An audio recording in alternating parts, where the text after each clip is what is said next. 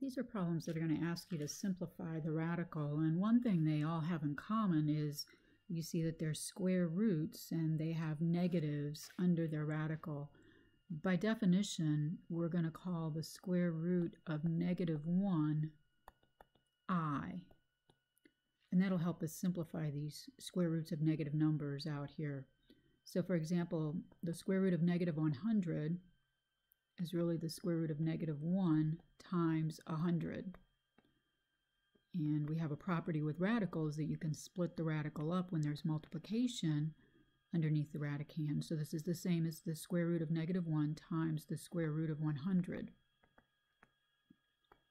By definition, the square root of -1 is I.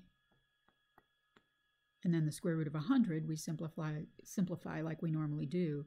What number times itself gives me back 100, and that would be 10. Notice these are multiplied together, so it's I times 10. And because you can multiply in any order, that's the same as saying 10I. And that would be your final answer. Kind of the same idea with the next one, the square root of -300. We can break this up into the square root of -1 times 300. Now the square root of -1 we're going to call I, and then all we have to do is deal with the square root of 300. So it's I times the square root of 300. Now you can do this a couple of different ways. Some of you might use the tree method and look for pairs, or you can think about what's the biggest perfect square that'll divide into 300 evenly. And if you think of your perfect square numbers like the number 4, because that's 2 times 2, or 9, 16, 4 times 4, 5 times 5, 36, 49, 8 times 8, 64, 9 times 9, 10 times 10, 11 times 11, and so on. So I'm looking for the biggest number on this list that'll divide evenly into 300.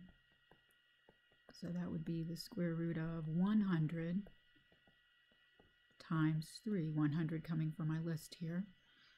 And I want that number because I know what the square root of 100 is. The square root of 3 I'm not so sure about, but the square root of 100 is 10. So this becomes I, square root of 100 is 10. And then the square root of 3 is left. So you can write it this way, or more commonly you might see it this way, 10I square root of 3. Or you might see it written as 10 square root of 3, and then the I on the outside of the radical. The I is not under the radical symbol here. Square root of -25. Again, -1 times 25. So that's the square root of -1 times the square root of 25. Square root of -1 is I. The square root of 25 is a number on my list, which makes that number a perfect square, which means there is a number times itself that'll give me back 25, and that number would be 5. So again, you can write it as I times 5, or 5I.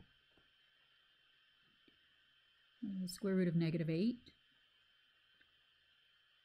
Again, put that -1 times 8. Square root of -1. We're going to use our definition. Call that I. Now 8 is not on our list